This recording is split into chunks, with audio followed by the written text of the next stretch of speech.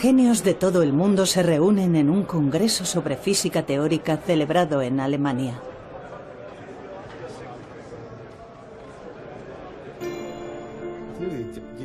Los físicos teóricos intentan descifrar el universo solamente con fórmulas matemáticas.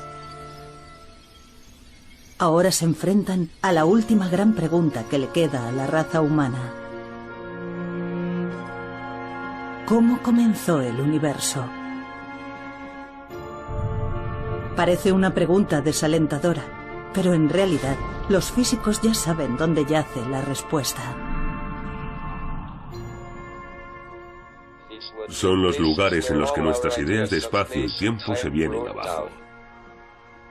La ciencia, por lo tanto, no sería capaz de determinar cómo comenzó el universo. Los lugares a los que se refiere Hawking son los agujeros negros que engullen todo con su enorme gravedad. Ni siquiera la luz puede escapar de su profunda oscuridad, pero si su centro pudiera expresarse con una fórmula matemática, por fin se explicaría todo el universo. Esta sería la fórmula definitiva.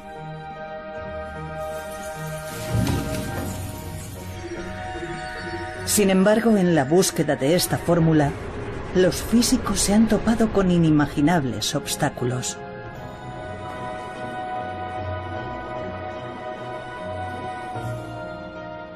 Cayeron rayos y truenos y él dijo algo así como: eso debe de ser Dios. Nos estamos acercando demasiado a la respuesta y Dios está furioso con nosotros. ¿Puede la humanidad explicar la creación del universo?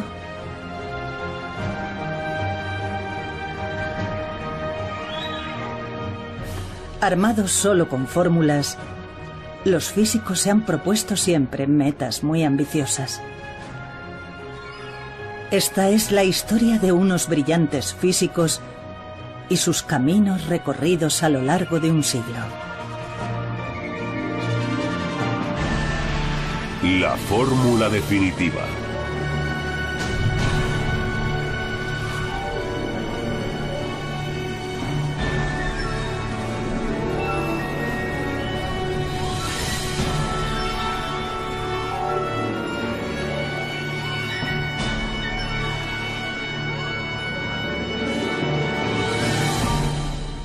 ¿Cómo nació el universo?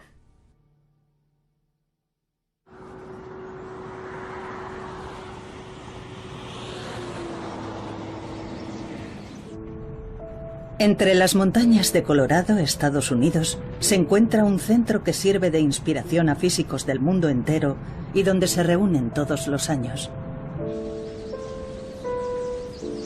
El Centro Aspen de Física ha sido testigo de muchos descubrimientos importantes. Demos la bienvenida a John Sworth.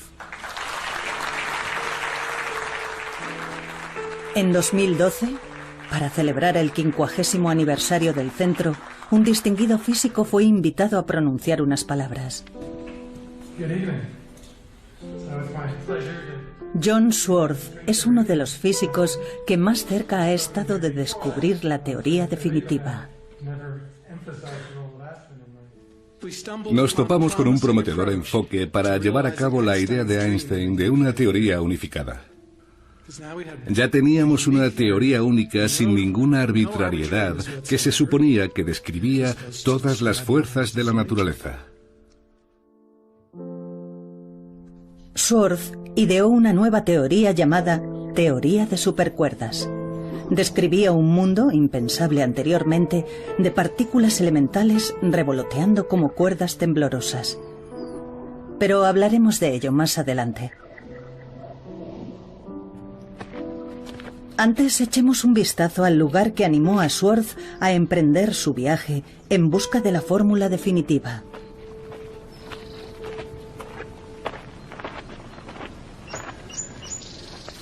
Este observatorio está en lo alto de una montaña a las afueras de Los Ángeles.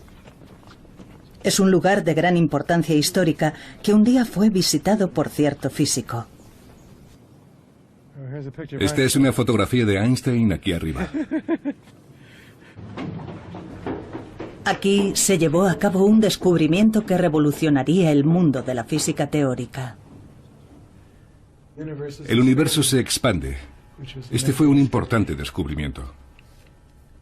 Desde el Big Bang, hace 13.700 millones de años, nuestro universo se expande a partir de un solo punto.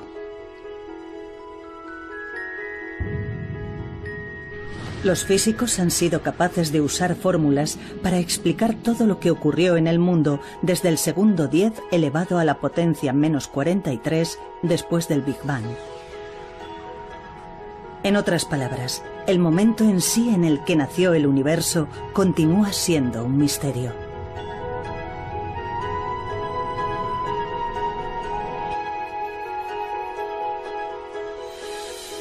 La fórmula definitiva desentrañaría los secretos del inicio del universo y explicaría todo lo que existe. Fue un brillante físico quien abrió este camino épico. Albert Einstein. Albert Einstein es una figura legendaria para la física del siglo XX.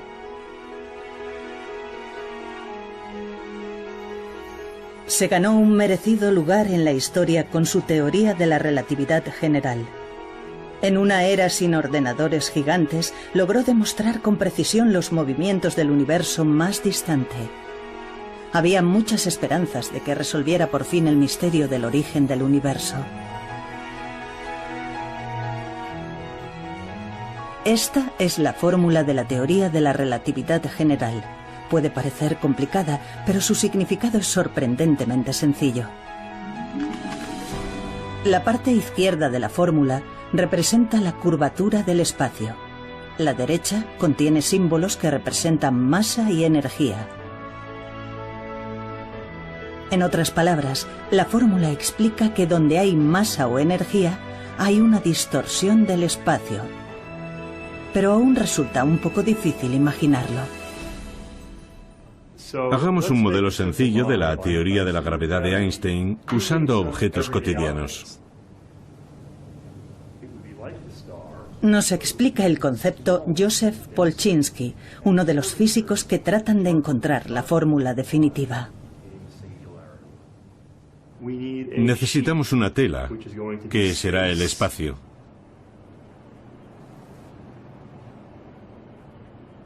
Ya tenemos un buen modelo para reproducir el efecto. Supongamos que esto es el espacio, no hay materia, y como podemos ver es totalmente plano. Pero ahora supongamos que hay una masa grande, una estrella, por ejemplo. Lo que pasará entonces es que el espacio se curvará. Si el planeta se mueve, por supuesto, no se moverá en línea recta, se moverá en círculo y orbitará alrededor de la estrella. Cuando pensamos en la gravedad, seguramente nos imaginamos una estrella que es atraída por otra que se mueve en círculo. Así. Según la teoría de Einstein, no obstante, la masa de la estrella hace que el espacio-tiempo se distorsione, y como consecuencia de ello, las otras estrellas siguen la curvatura creada por la masa. Esta curvatura del espacio-tiempo se vuelve más extrema y potente cuanto más pequeñas y pesadas son las estrellas. En base a esta teoría, Einstein hizo una atrevida predicción. Donde hay una fuerte gravedad, hasta la luz se curva. Si esta teoría fuera efectivamente correcta, significaría que una estrella oculta tras una estrella más grande sería visible, porque la gravedad curva la luz. Y su predicción demostró ser correcta. Esta es una foto de un eclipse total de Sol. Las estrellas que se ven alrededor del Sol aparecen ligeramente apartadas de donde están realmente. Ello es debido a que la enorme gravedad del Sol ha provocado que se curve la luz de lejanas estrellas.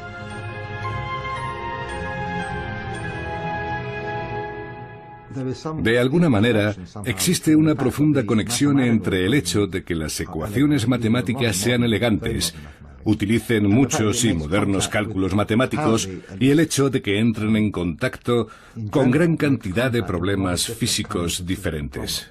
Por lo tanto, creo que es necesario comprender mejor los cálculos matemáticos. ¿Cómo nació el universo?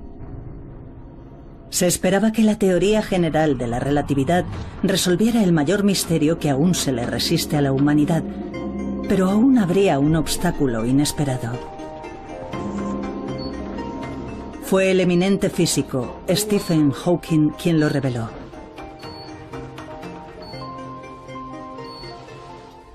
Hola. ¿Cómo están? A pesar de sufrir una enfermedad incapacitante que paraliza los nervios del cuerpo, Hawking volcó su brillante mente en abordar el misterio del inicio del universo.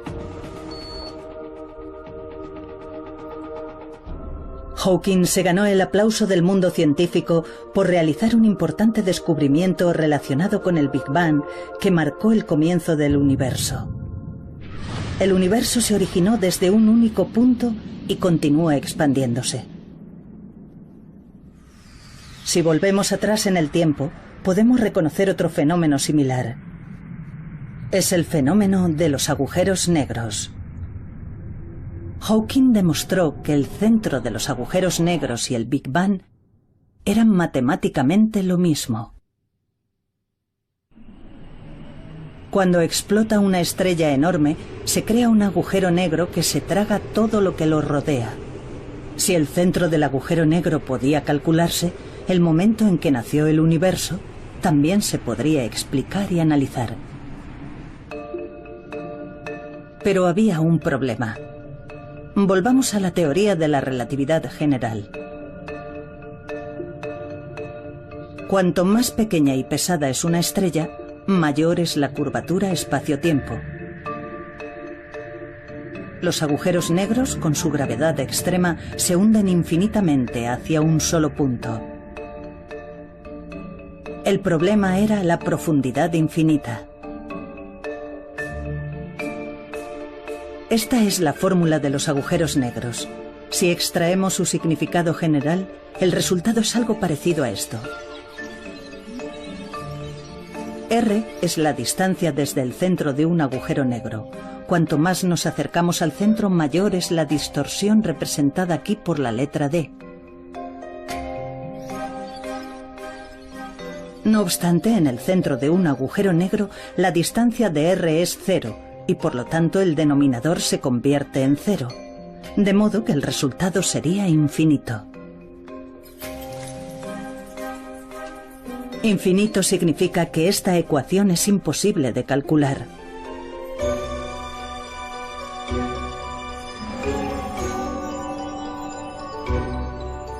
En otras palabras, la ecuación de la teoría de la relatividad general no puede aplicarse al centro de los agujeros negros. Si no podemos explicar el centro de los agujeros negros, el misterio del origen del universo también seguirá sin resolverse. Así que la teoría de la relatividad general, después de todo, no fue la fórmula definitiva. Son los lugares en los que nuestras ideas de espacio y tiempo se vienen abajo. La ciencia, por lo tanto, no sería capaz de determinar cómo comenzó el universo. El plano del universo demostraba ser huidizo. Los físicos aún tenían que resolver la cuestión del infinito.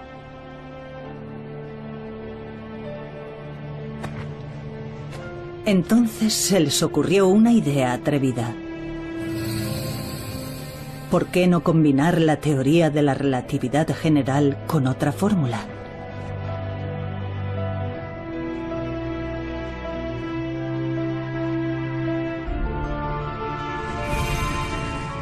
Dicha fórmula sería la de las partículas elementales. La fórmula de las partículas elementales describe con asombrosa precisión la micromateria que conforma el mundo.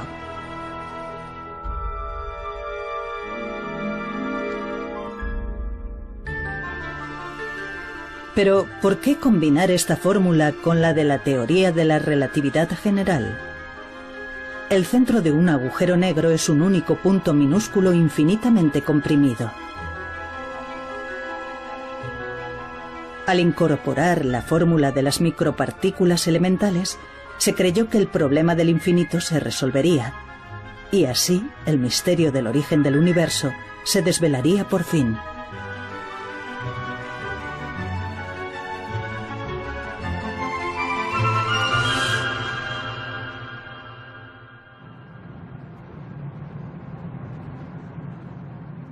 Fue un físico ruso el primero en intentar descubrir la fórmula definitiva combinando la teoría de la relatividad general con la fórmula de las partículas elementales.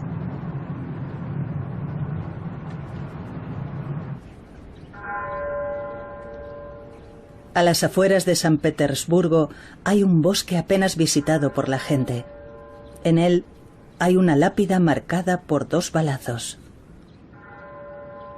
Es la tumba de Matvei Bronstein, un brillante físico perseguido y asesinado durante la era soviética. Hola, buenos días. Su hija, de 82 años, sigue viviendo en Rusia.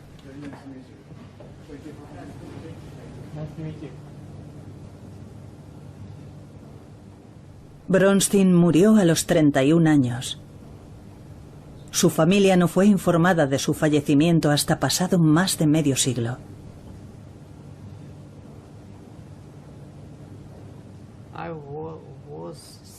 Yo tenía 6 años. Lo detuvieron el día de mi 6º cumpleaños. Todos mis recuerdos son imágenes. No recuerdo conversaciones ni situaciones.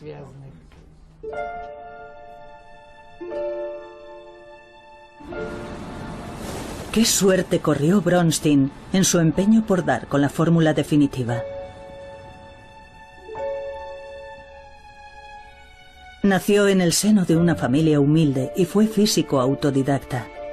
A los 19 años dominaba la teoría de la relatividad general y la fórmula de las partículas elementales, en una época en la que a la mayoría de los físicos les costaba entender dichos conceptos.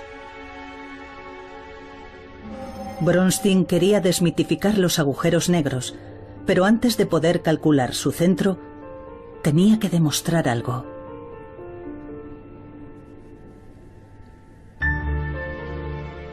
Debía comprobar si las 2 fórmulas podían combinarse y funcionar juntas a nivel microscópico en el espacio que lo rodeaba.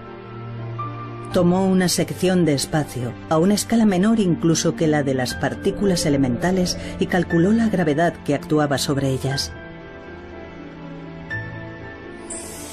Aquí, las 2 fórmulas utilizadas por Bronstein han sido reemplazadas por fórmulas modernas. Parecen complicadas, pero expresadas de una forma más sencilla significan lo siguiente. La primera parte de la fórmula de las partículas elementales establece que sus cálculos se refieren al mundo microscópico. Dentro del recuadro azul, la fórmula describe la micromateria y las fuerzas que actúan sobre ella. Bronstein introdujo la teoría de la relatividad general en esta fórmula. Entonces, se produjo un resultado sorprendente. Apareció un 0 como denominador. Esto solo podía significar una cosa: un cálculo imposible, conocido también como infinito. No hay duda de que las fórmulas combinadas eran correctas, pero ¿por qué daban aquel resultado? Bronstein continuó sus cálculos con mayor precisión aún.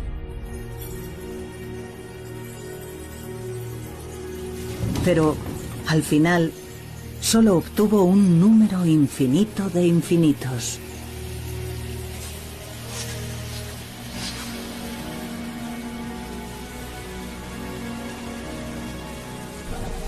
Estos resultados sugerían que si miramos lo que hay a nuestro alrededor a nivel microscópico, todo es inestable con multitud de fenómenos parecidos a agujeros negros que dan lugar a infinito.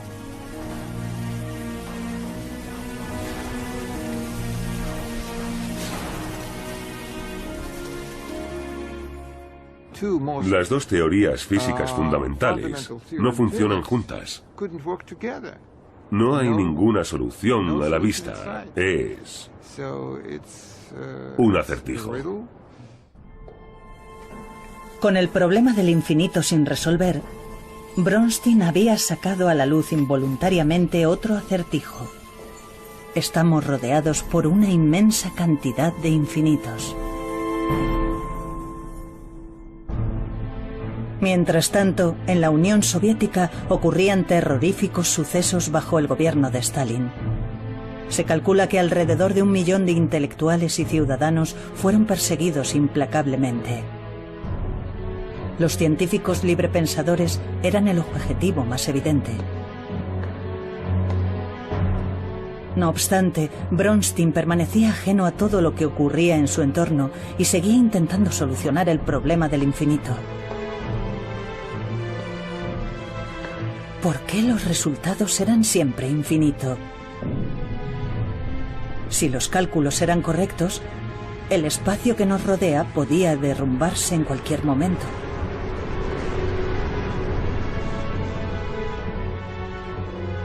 En agosto de 1937, todo acabó bruscamente. La policía secreta detuvo a Bronstein.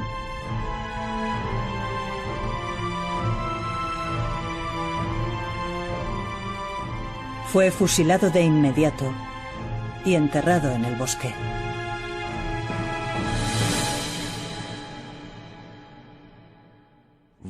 ¿Por qué Stalin ejerció aquella represión? Porque le preocupaba su poder personal. Pero semejante régimen nunca puede justificarse. Creo que si Bronstein hubiera vivido, su contribución a la resolución del problema habría sido muy importante. Tras la muerte de Bronstein, los esfuerzos por resolver el problema del infinito continuaron durante casi un siglo. Los físicos de más talento y prestigio trataron de desentrañar el misterio del origen del universo, combinando las dos grandes teorías. Pero ninguno de ellos tuvo éxito.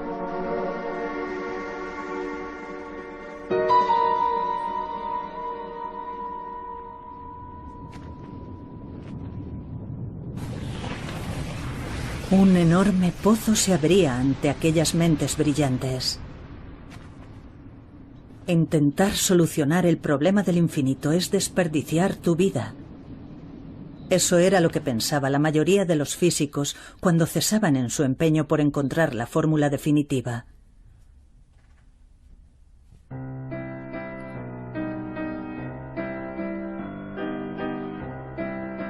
Pero en 1974 ocurrió un hecho decisivo.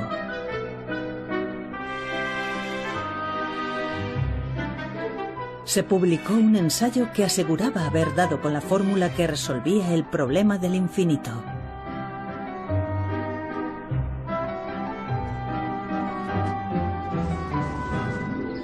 Sus autores eran dos investigadores desconocidos que habían coincidido en Princeton. Aquellos jóvenes físicos eran John Swartz y Joël Scherk, de origen francés. Su investigación giraba en torno a un campo olvidado y considerado anticuado entonces, la teoría de cuerdas.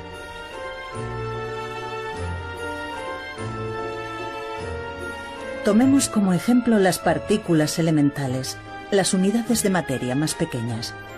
Según la teoría de cuerdas, las partículas no son puntos, sino cuerdas temblorosas con diversas formas. Esta idea aparentemente extraña se basa en una antigua fórmula física que se había dejado de lado. La teoría había sido abandonada por todos, salvo por algunos testarudos como yo. Murray Gell-Mann me proporcionó un empleo durante los años en los que mi trabajo no era suficientemente valorado.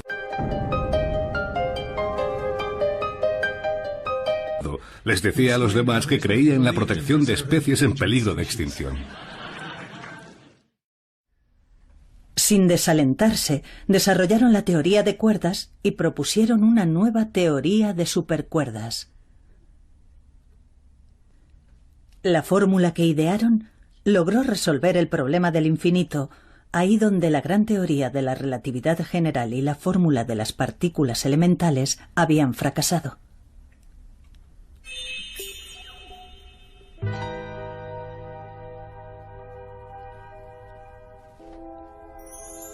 Pero ¿cómo resolvieron el acertijo los dos jóvenes físicos?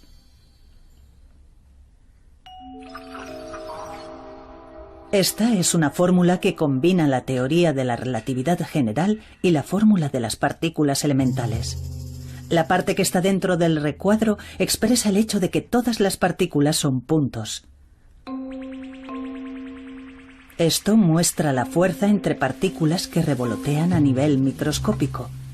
Al expresarse con una fórmula sencilla, el denominador es r al cuadrado, siendo r la distancia entre partículas. Si las partículas son puntos, en el momento en el que colisionan unos con otros, la distancia r se convierte en cero. Ahora tenemos cero como denominador.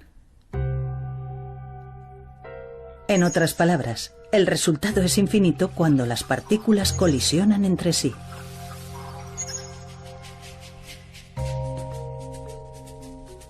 Pero como recordarán, en la teoría de supercuerdas las partículas no son puntos, sino cuerdas parecidas a gomas elásticas.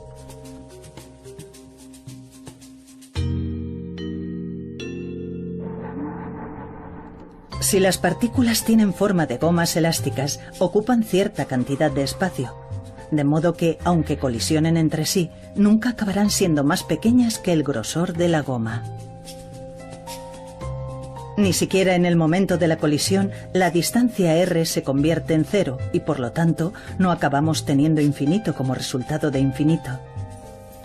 La teoría de supercuerdas resolvió finalmente el acertijo del infinito que había preocupado a los físicos durante casi medio siglo. Además, abrió el camino para desentrañar el misterio del origen del universo. No era un problema en el que trabajaran muchas personas, pero algunos éramos conscientes de él y era un problema que había estado ausente en anteriores enfoques. Por eso, ambos comprendimos que era algo en lo que valía la pena invertir nuestros esfuerzos. Sin embargo, la mayoría de los físicos no prestaron atención a su teoría de supercuerdas.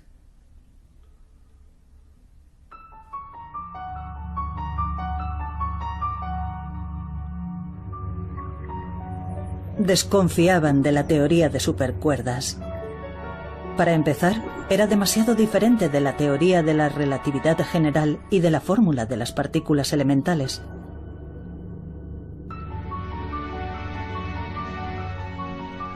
Pero eso no era todo.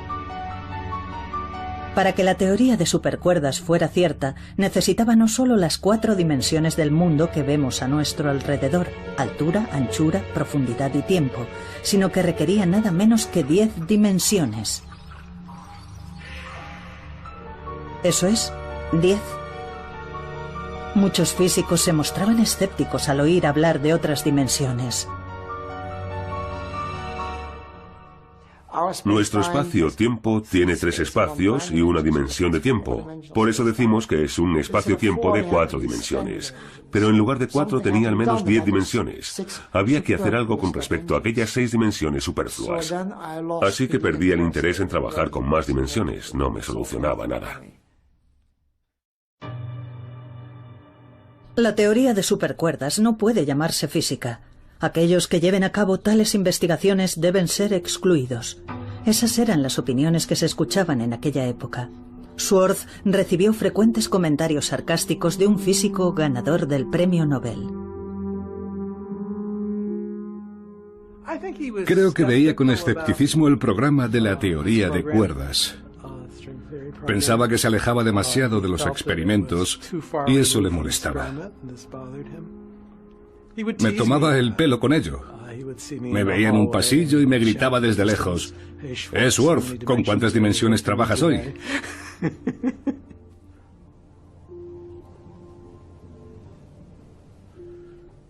Esta fotografía no es buena.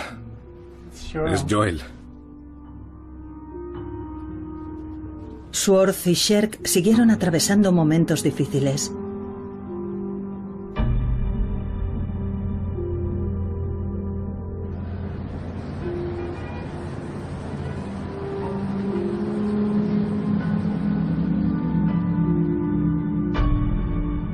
Después de que su teoría de supercuerdas fuera desechada ampliamente, Sherk cayó enfermo por una grave diabetes y regresó a Francia.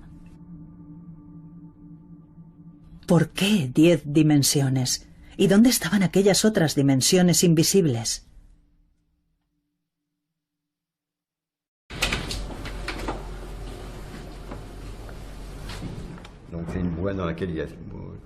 Son ensayos escritos por el Dr. Sherk.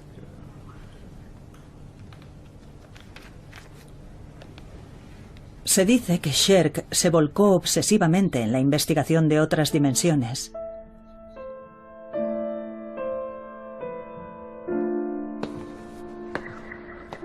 Deambulaba por las calles en busca de distintas dimensiones.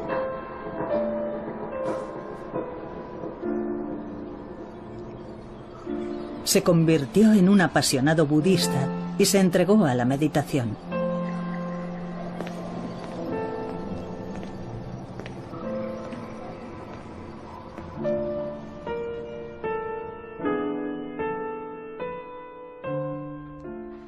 A veces se sentía aislado, porque sabía que era una de las pocas personas que trabajaban en aquello.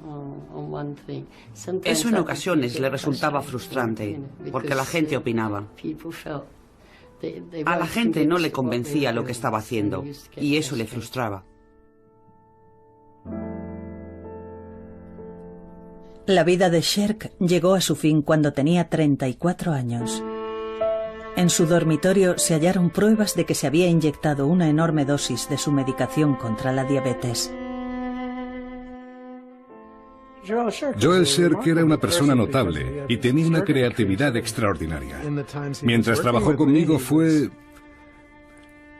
sin duda contribuyó con sus ideas. Su muerte me cogió totalmente por sorpresa. De haber estado sano y haber vivido en los años 80, habría jugado un importante papel en los acontecimientos. Eso está claro. Sherk falleció antes de poder hacer realidad su sueño de descubrir la fórmula definitiva.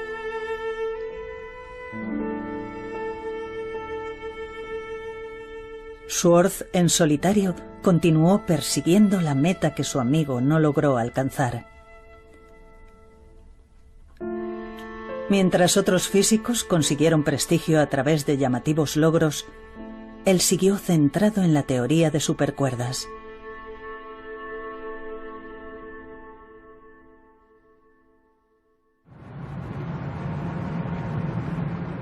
Entonces surgió otra oportunidad. Un nuevo miembro se unió a la investigación desde Inglaterra, al otro lado del océano. Se trataba del brillante físico Michael Green. Green es profesor lucasiano de la Universidad de Cambridge, un prestigioso título que antes ostentaron genios como Newton y Hawking.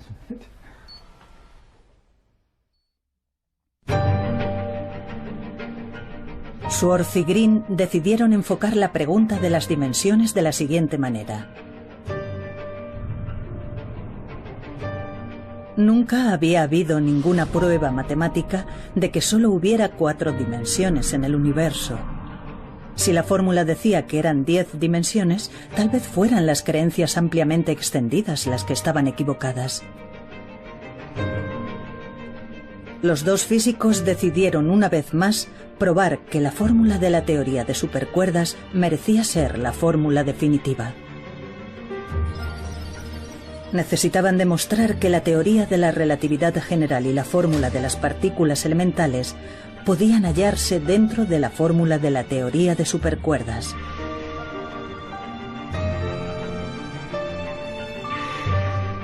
Por medio de complicados cálculos, emergieron dos fórmulas vitales.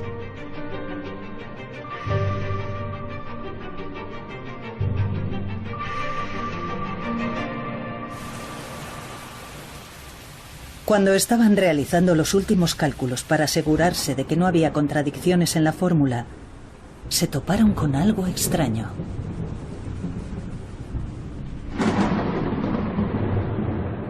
El número 496 no dejaba de aparecer una y otra vez.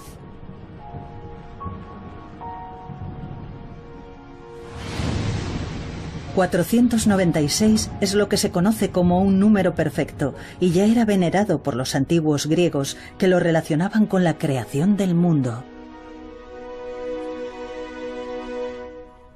Su aparición simultánea era una prueba de la hermosa armonía entre el vasto universo y el mundo microscópico que coexisten en la fórmula.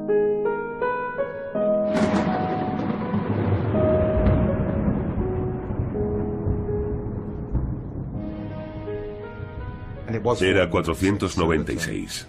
Fue un gran momento. Recuerdo que, mientras hablábamos de ese número, 496, cayeron rayos y truenos. Y él dijo algo así como, eso debe de ser Dios. Nos estamos acercando demasiado a la respuesta y Dios está furioso con nosotros.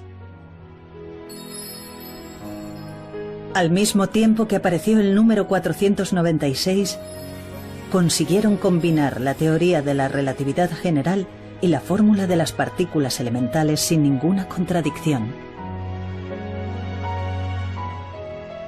En aquel entonces nos pareció un milagro. Fue una situación curiosa porque nos topamos con una teoría que en cierto modo era más inteligente que nosotros, pues contenía profundas verdades que realmente no entendíamos. La noticia del descubrimiento logrado a través de sus cálculos se difundió enseguida por todo el mundo. Estaba muy emocionado y dijo, ¿os habéis enterado de la revolución? Era una época muy excitante y la gente se mostraba muy optimista porque pronto podríamos explicar el universo. Enseguida quedó totalmente claro que la teoría podía ser mucho más realista. Yo no lo creí, sigo sin creerlo. Hoy en día no quería admitir que todo lo que estaba pasando fuera una coincidencia. Me pareció una especie de señal del cielo. ¿Podía ser la teoría del todo la fórmula definitiva que resolvería por fin el misterio de cómo nació el universo?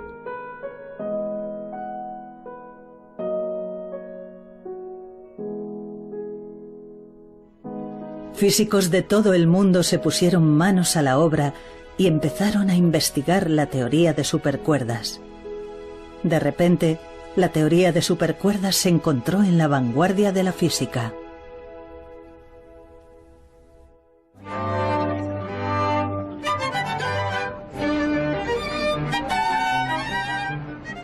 Los físicos por fin habían aceptado la idea de las dimensiones múltiples.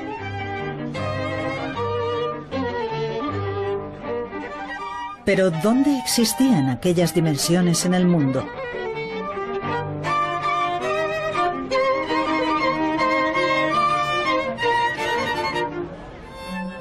Hay que hacer un esfuerzo para comprender la idea.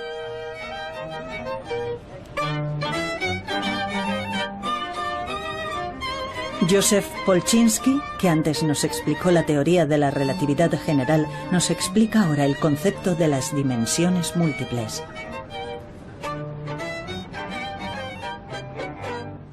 Muchos físicos piensan que el universo tiene dimensiones ocultas. Para un físico, una dimensión es una dirección en la que pueden moverse las cosas.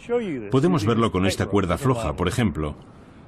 Nuestra equilibrista Erika ve la cuerda floja como un mundo unidimensional.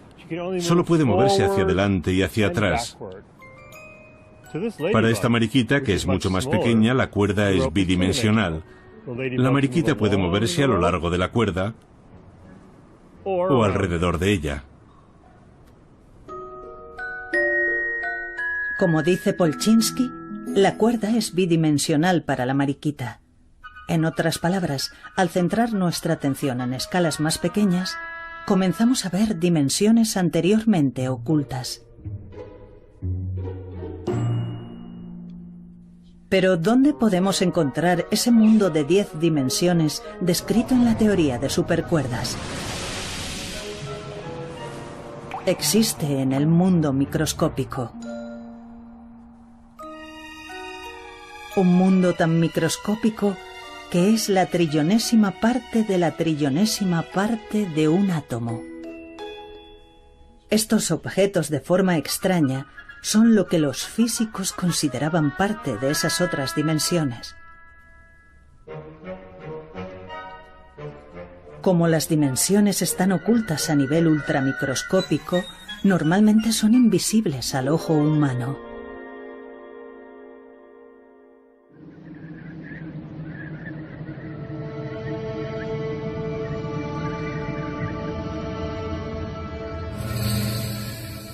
La nueva teoría de supercuerdas incorporaba las dos grandes fórmulas, la teoría de la relatividad general y la fórmula de las partículas elementales. ¿Era esta la fórmula definitiva que descifraría por fin todo lo que hay en el universo?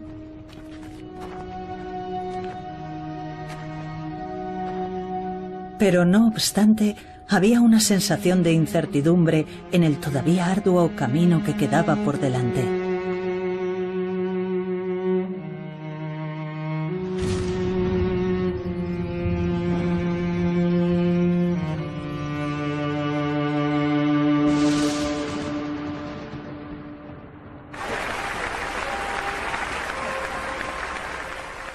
Entonces fue cuando el genio Stephen Hawking volvió a entrar en escena.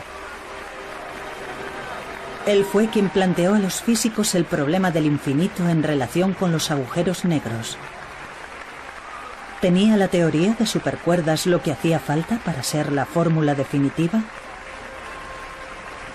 Hawking respondió a esta pregunta mencionando otro problema que acechaba en la profundidad de los agujeros negros. Y así es como comienza el siguiente capítulo de nuestra historia. El nuevo problema estaba relacionado con el misterioso calor generado en el centro de los agujeros negros.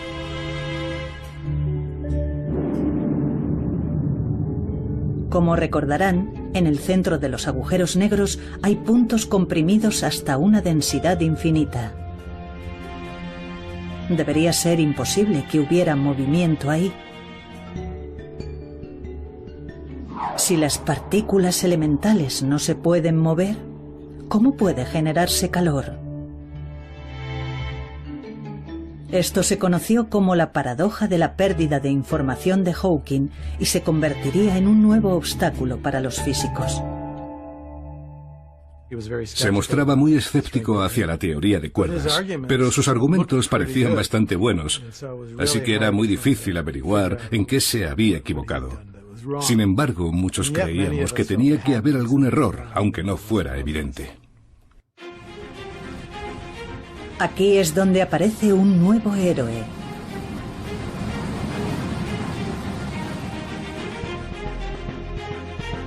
Es el joven físico Joseph Polchinski, al que ya hemos visto explicándonos diversos conceptos.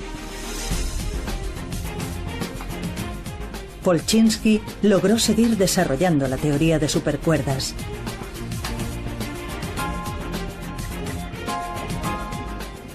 La teoría de supercuerdas describe un mundo microscópico en el que las partículas vuelan como pequeñas cuerdas temblorosas. Un día, al pasar por una lavandería durante un descanso en un congreso, a Polchinski se le ocurrió una idea. Pensó, la ropa está hecha de muchos hilos finos tejidos juntos.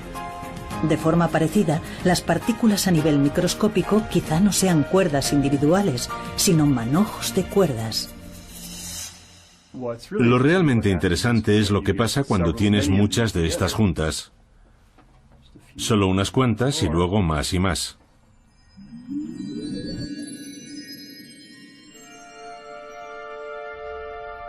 Trabajó en una fórmula y propuso que no eran cuerdas individuales, sino muchas cuerdas moviéndose juntas y formando una especie de membrana.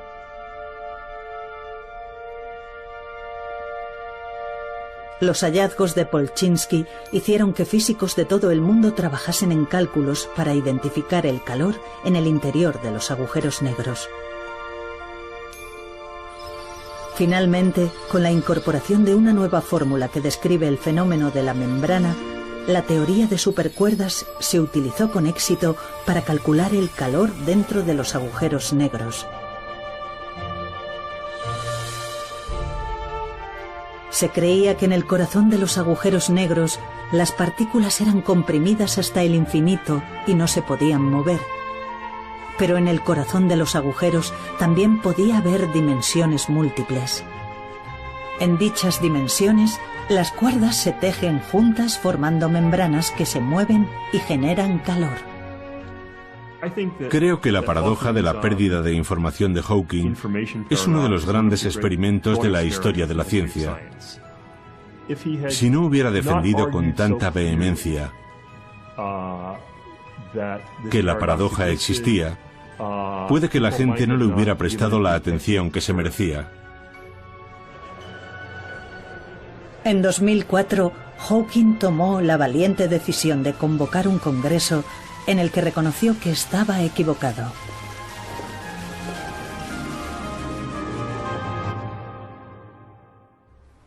Quiero informarles de que creo haber resuelto un importante problema de física teórica que sigue pendiente desde que descubrí, hace 30 años, que los agujeros negros desprenden calor.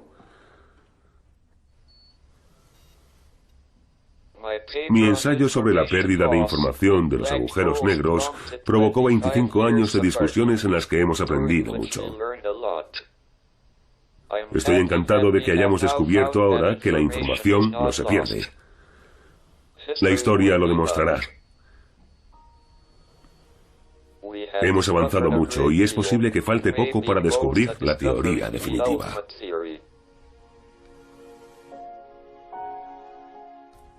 Me gustaría encontrar una respuesta mejor para las preguntas de ¿por qué estamos aquí? ¿Por qué vale la pena vivir en este universo? ¿Y cuál es el significado de ello? Tal vez estemos contemplando cuestiones filosóficas que ni siquiera sabemos por qué nos planteamos. No tengo una buena respuesta, pero aún así seguimos haciendo lo que hacemos.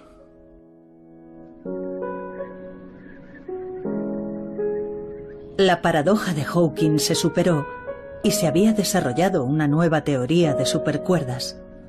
Con esta fórmula, ¿podía la humanidad resolver finalmente el misterio del origen del universo?